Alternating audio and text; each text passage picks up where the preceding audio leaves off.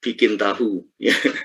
Jadi ayat-ayat cinta itu memang true story, cerita nyata teman-teman yang kuliah di Al-Azhar ketika itu, yang memang rata-rata teman-teman itu dari ekonomi menengah ke bawah. Termasuk saya hanya sekali dapat kiriman dari orang tua. Tapi walaupun demikian, semangat saya, dalam hati saya, biarkan saya seperti ini, 10-15 tahun yang akan datang, Thorik yang sekarang akan berbeda dengan Thorik yang akan datang. Alhamdulillah saya lulus dari Al-Azhar tahun 2002, kemudian melanjutkan program magister di IAIN Sunan Ampel, mengambil jurusan hukum Islam.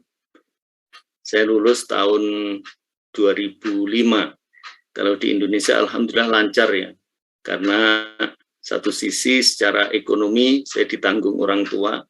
Ya, kalau di Indonesia kan kirimannya nggak banyak-banyak dibanding di luar negeri. Dan SPP juga dibayari orang tua sehingga bisa fokus kuliah. Saya kuliah S2, lulus tepat waktu 2 tahun. Ya, selepas dari IAIN Sunan Ampel, bulan September saya diwisuda. Bulan November ada perekrutan CPNS dosen di UIN Maliki Malang, khususnya Fakultas Syariah, dan saya mendaftar dan diterima. Dari 22 orang diterima atau diambil 3 orang, termasuk saya, dan barengan saya Ustadz Abbas Arfan dan Ustadz Ahmad Wahidi. Mungkin teman-teman pernah mengambil mata kuliah beliau. Dan saya masuk UIN Malang tahun 2006, mulai ngajar tahun 2006 sampai sekarang, dan saya tahun 2009 melanjutkan studi S3 saya di alma mater yang sama, di IAIN Sunan Ampel, yang ketika saya lulus berubah status menjadi UIN Sunan Ampel. Saya lulus tahun 2014, lulus S3, dan dari tahun 2015 sampai sekarang saya diamanai untuk mendampingi teman-teman pasca sarjana UIN Maliki Malang, mulai dari program studi Ahwal Syakhsiyah, pendidikan agama Islam, dan juga bahasa Arab. Saya tinggal di perumahan Bukit Cemara Tidar. Mungkin ada teman-teman yang mondok di Yai Marzuki. Ada enggak? Ya, kalau ada, saya posisinya di belakang pesantren Yai Marzuki, Gasek, di perumahan Bukit Cemara Tidar. Mungkin itu sekilas tentang profil saya. Ya, saya beberapa waktu lalu, ya, sekitar 1 tahun yang lalu, saya sempat sowan ke Yai Mahfud, Yai Afif, ke Dukun ketika mengantar ke teman-teman IAT untuk PKL ya, di Lamongan, di Paciran, di pesantren Manarul Quran. Baik, mungkin itu sekilas tentang profil saya. Saya ingin tahu profil teman-teman, minimal nama, kemudian asal sekolah, dan juga alamat ya, dari neraka seperti itu. Tetapi menurut Muhammad Abduh itu rasionalisasinya adalah bukan benar-benar burung itu membawa batu-batu dari neraka, tetapi mikrobia atau virus membawa penyakitnya. Ini pemaknaan secara rasio. Pendekatan atau pendekatan tradisi atau riwayah. Riwayat khususnya hadis Nabi Shallallahu Alaihi Wasallam berperan menjelaskan makna Al-Quran yang global, mengkhususkan yang umum, membatasi yang mutlak. Riwayat juga menjadi sumber informasi tentang sababun nuzul dan ayat-ayat yang mansuh.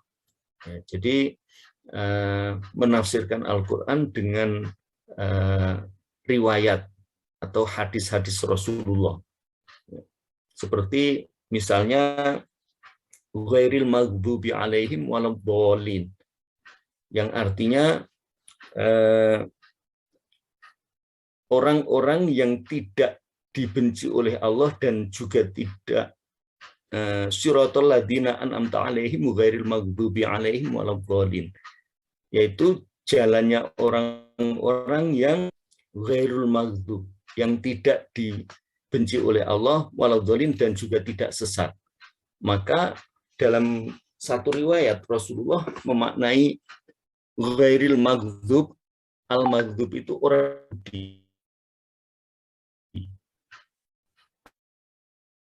al-dhalin itu adalah orang-orang Nasrani ayat yang menafsirkan Al-Quran dengan riwayat yang disampaikan oleh Rasulullah. Yang keempat, pendekatan mistis atau simbolis. Al-Quran memiliki dua tingkat makna, makna lahir dan batin. Makna batin hanya bisa ditangkap melalui penyingkapan atau kasyaf oleh orang-orang yang melakukan latihan mental sampai tingkat tertentu, hingga Allah memberinya pengetahuan atau iluminatifnya. Contohnya, inna al-baitin wudhi'a lin-nas. Ketika dimaknai inna awala baitin wudhi'a lin-nas, ini adalah Ka'bah. Ya. Tapi menurut Sahal At-Tustari, ya, makna lahir awala baitin Ka'bah, ya, sementara makna batinnya adalah Rasulullah. Ya. Jadi yang dimaksud ini Rasulullah.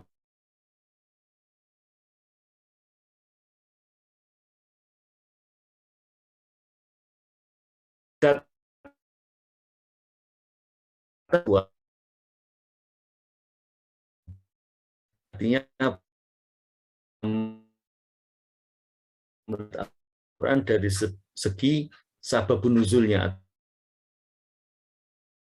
anak dari majikannya, otomatis dia akan bisa merdeka. Nah ini, jadi emansipasi budak tujuannya. Sementara penerimaan Al-Quran terhadap kedua pranata tersebut secara legal dikarenakan kemustahilan untuk menghapusnya seketika. Maksudnya apa?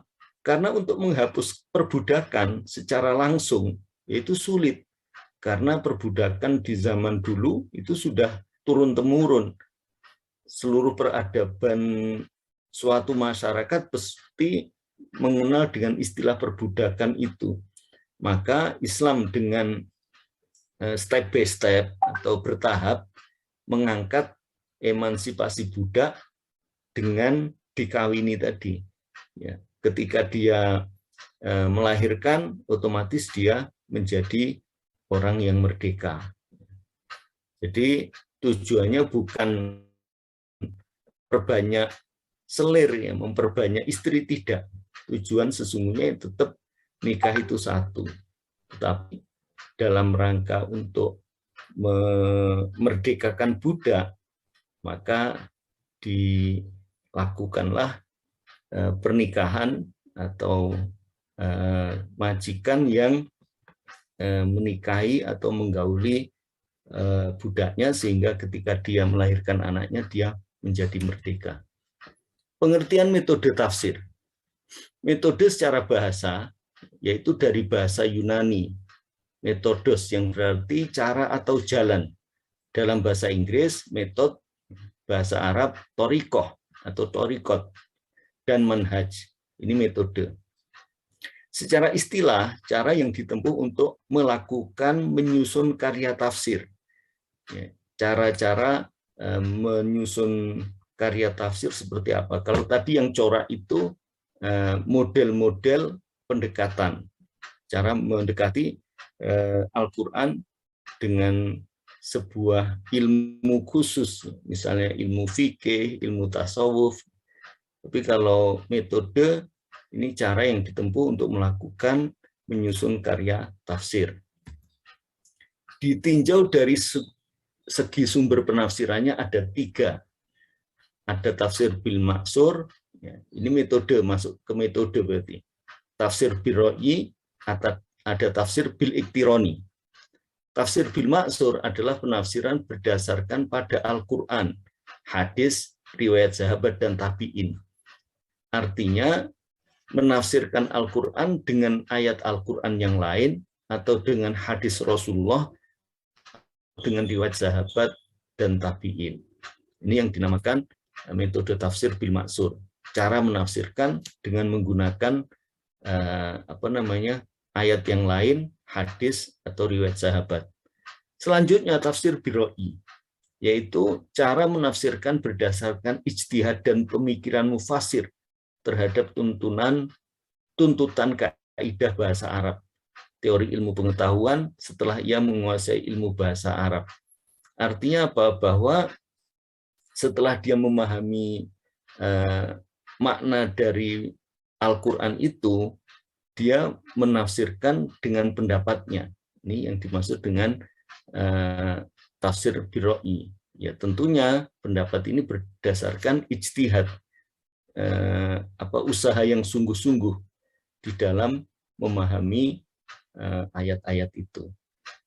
Selanjutnya tafsir bil iktironi, perpaduan antara sumber tafsir riwayat yang kuat dengan hasil ijtihad pikiran yang sehat.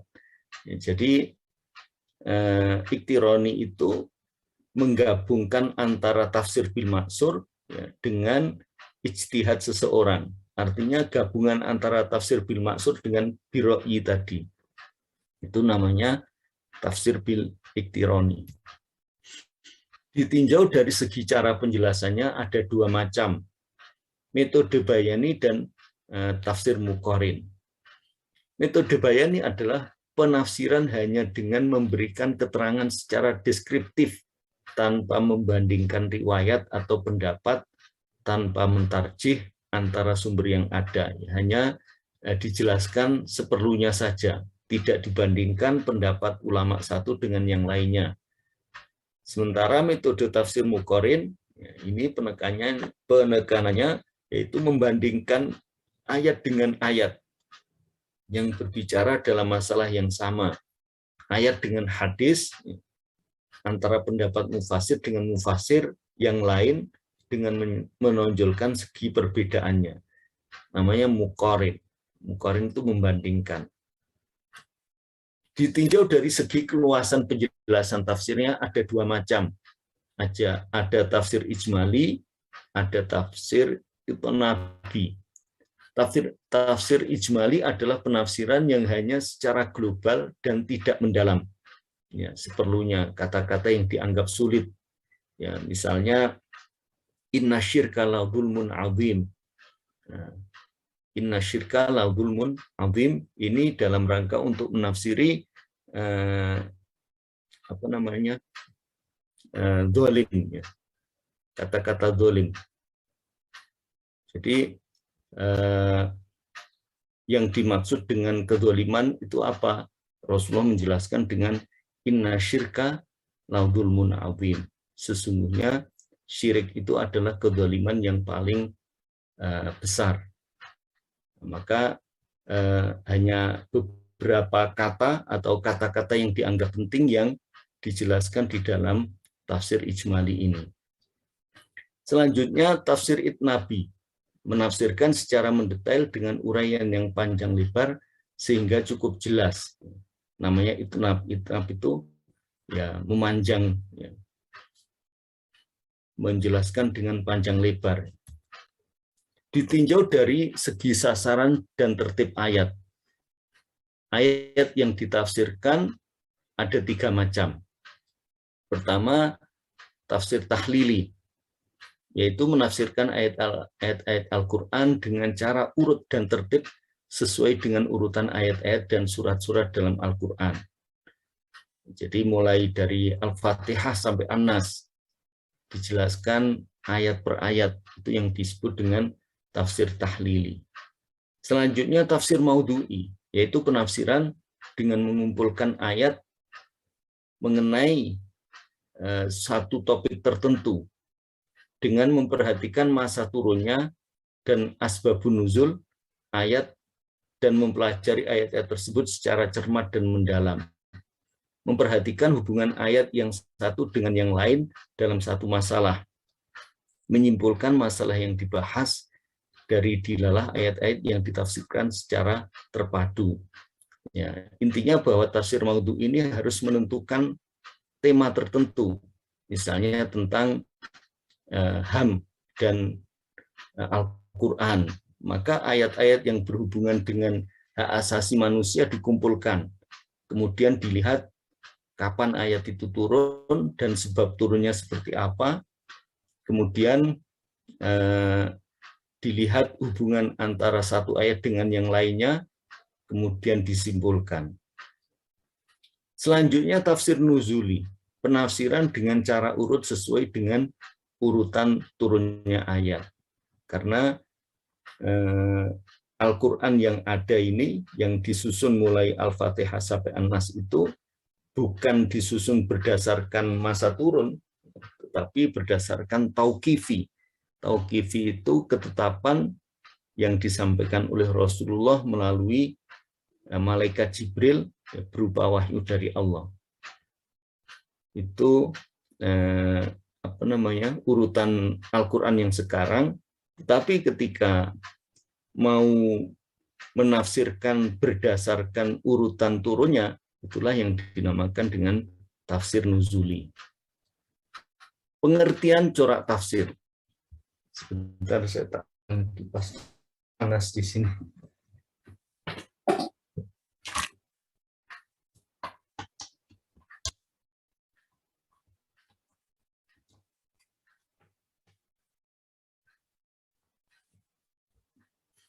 Pengertian corak tafsir. Kata corak itu berarti bunga atau gambar berwarna-warni pada kain. Atau sifat tertentu, seperti faham, macam, atau bentuk tertentu. Ini yang dimaksud pengertian dari kata corak. Corak tafsir secara istilah yaitu nuansa atau sifat khusus yang mewarnai sebuah penafsiran dan merupakan salah satu bentuk ekspresi intelektual seorang mufasir ketika ia menjelaskan maksud-maksud ayat Al-Quran. Artinya kecenderungan pemikiran atau ide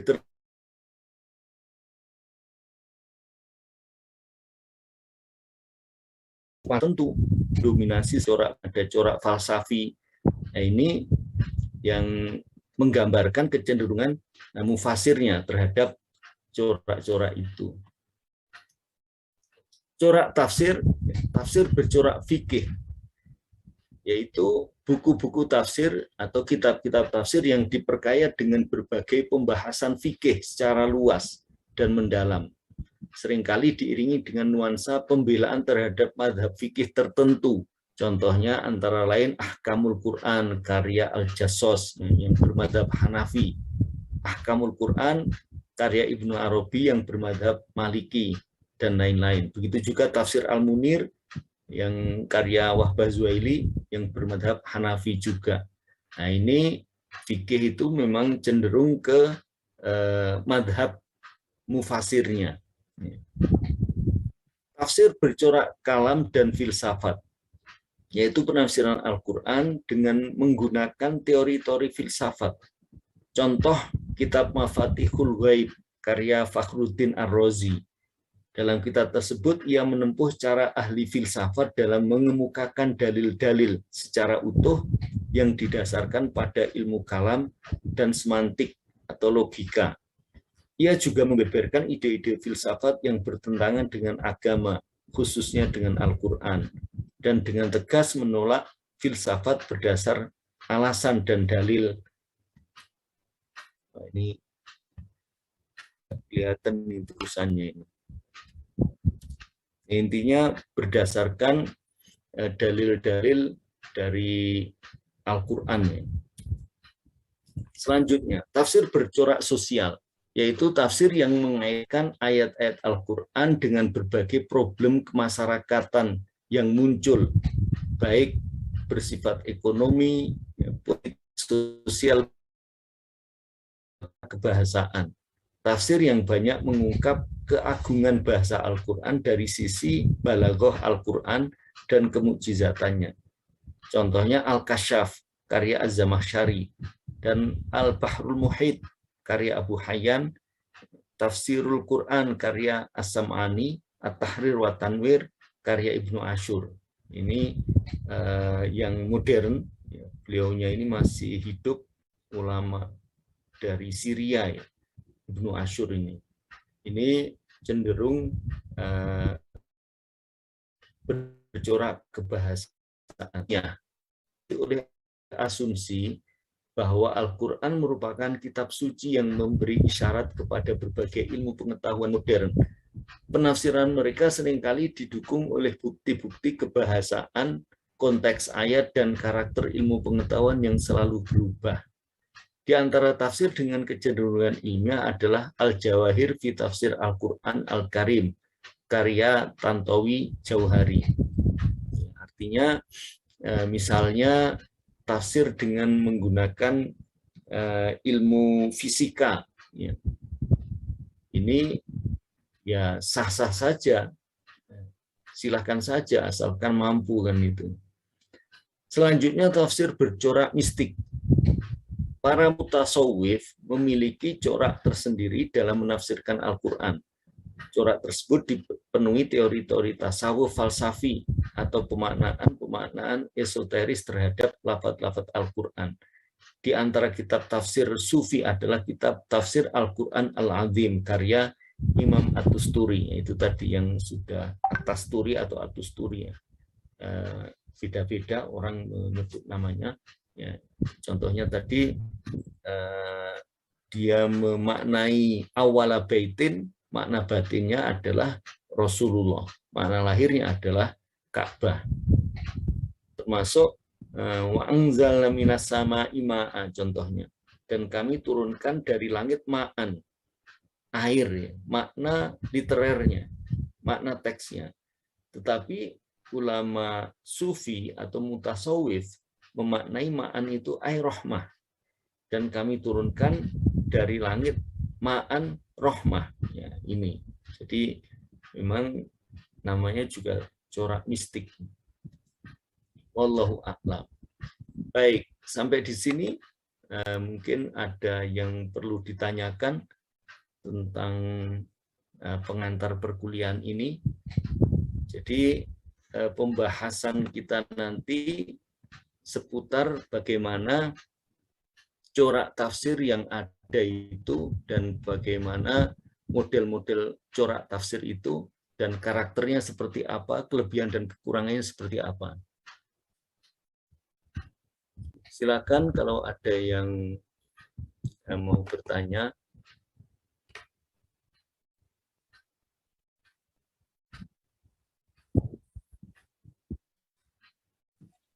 Saya mau bertanya.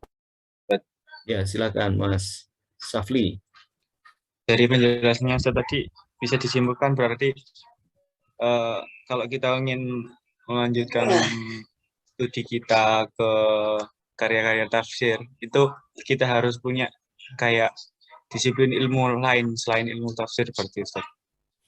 Ya, jadi tidak pendekatan tafsir atau cara menafsirkan itu memang beragam. Ya, bagaimana kita akan menafsirkan Al-Quran ketika kita tidak paham nahwu sorof, tidak paham balagho, tidak paham badik ma'ani dan seterusnya. Tentu ilmu-ilmu khusus yang harus dimiliki oleh para mufasir, ya ilmu bahasa Arab itu sudah menguasai satu sisi. Nah, di sisi yang lain, ya, dia memang harus punya keahlian. Misalnya kalau orang-orang yang ahli tasawuf, ya pandangan dia terhadap Al-Quran itu ya dimaknai sesuai dengan keilmuannya atau pemahamannya. Ya, seperti wa anzalna minas sama'i ma'an tadi, air dimaknai sebagai rahmat. Nah, ini tentu ya perspektif mereka itu benar kan itu. Tetapi secara bahasa kan ya jelas menyimpang. Bagaimana nanti perdebatan ulama dalam menerima corak-corak tafsir itu nanti kita akan bahas juga. Misalnya tafsir sufi itu gimana?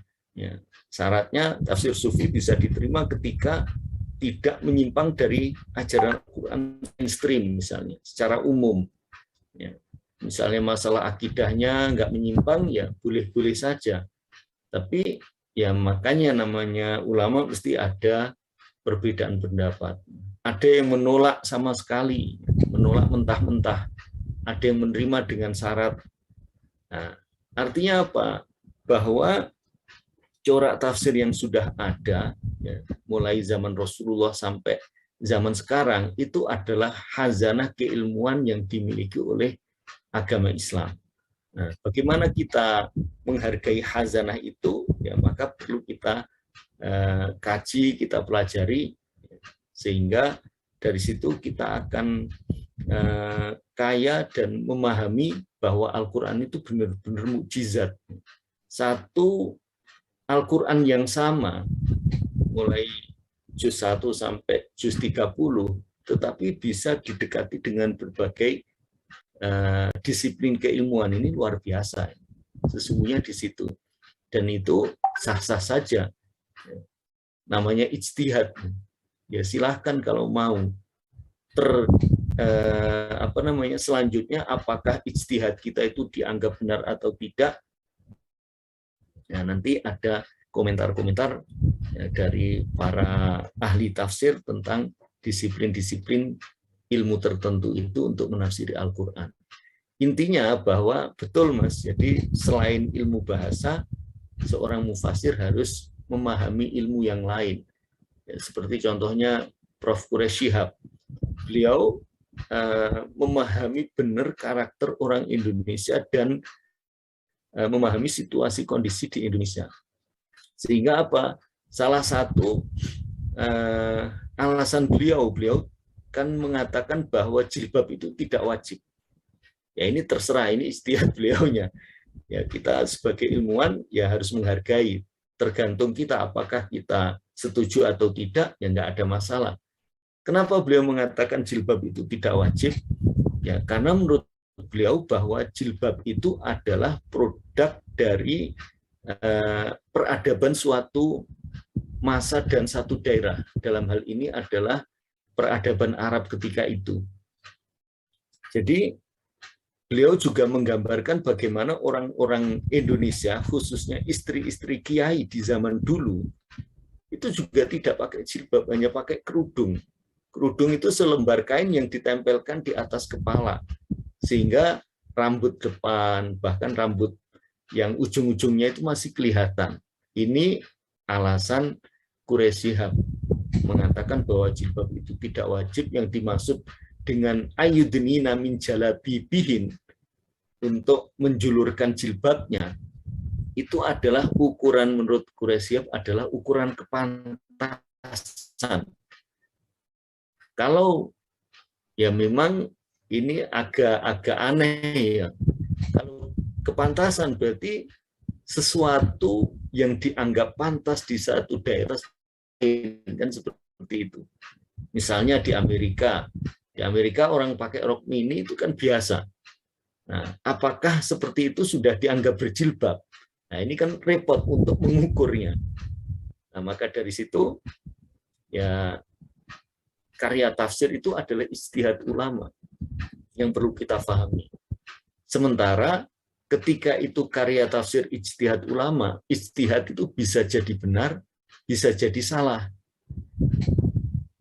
Ada satu hadis, idza ijtahadal hakim fa asaba falahu ajrun falahu ajroni wa in akhta'a falahu ajrun wahidun.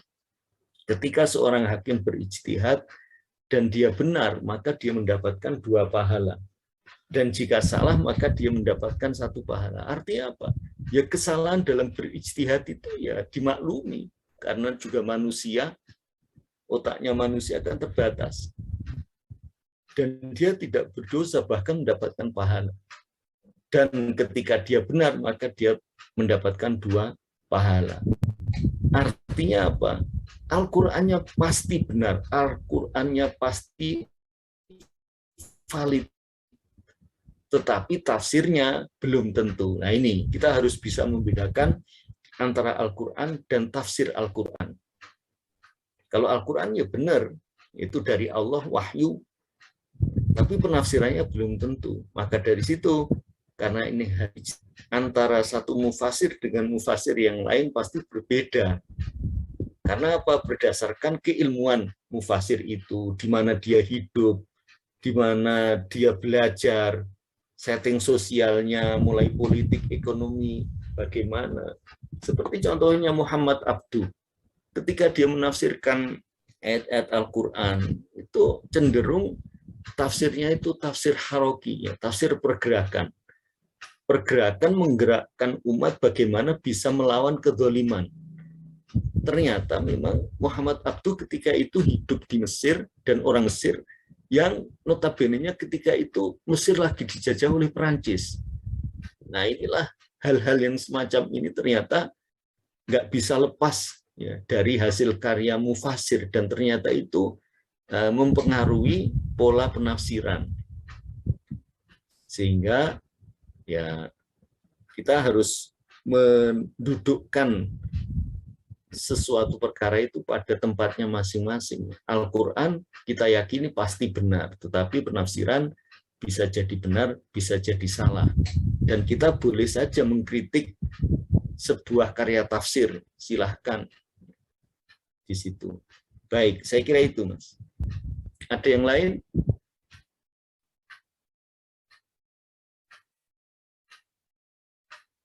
Tidak ada, ya. Kalau tidak ada, ini saya sampaikan bahwa tugas teman-teman itu nanti ya seperti biasanya membuat makalah sebanyak 13 judul. Ya, ini pertemuan pertama ini dianggap pertemuan judul pertama. Ya, yang kedua nanti ketiga dan seterusnya sampai 13 kelompok. Tolong ketua kelas semua mahasiswa harus dapat tugas untuk membuat makalah dan presentasi, karena nilai dari hasil akhir dari penilaian itu diantaranya adalah UTS, UAS, dan keaktifan di kelas. Kalau UTS, UAS itu 25%, artinya sudah 50, keaktifan di kelas dalam diskusi itu 15%, kemudian makalah itu 20%, kemudian presentasi 15%, baru ini menjadi 100%.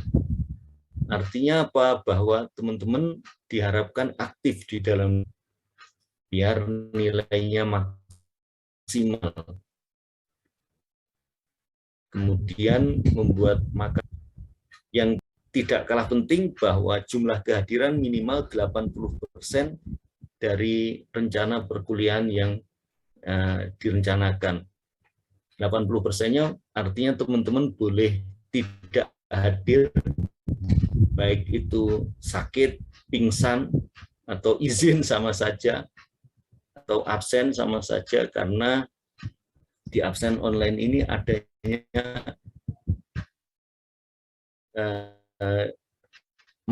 masuk dan tidak masuk, maksimal 3 kali. Kalau lebih dari itu maka nilai tidak bisa diinput. Saya kira itu ya, nanti tugas ketua kelas ya, diskusi dengan, dan untuk berikutnya absen itu akan kita lakukan di awal perkuliahan. Jadi begitu jam kuliah kita 6:30, maksimal absen dilakukan jam 6.45. Teman-teman ketika melebihi itu dianggap tidak hadir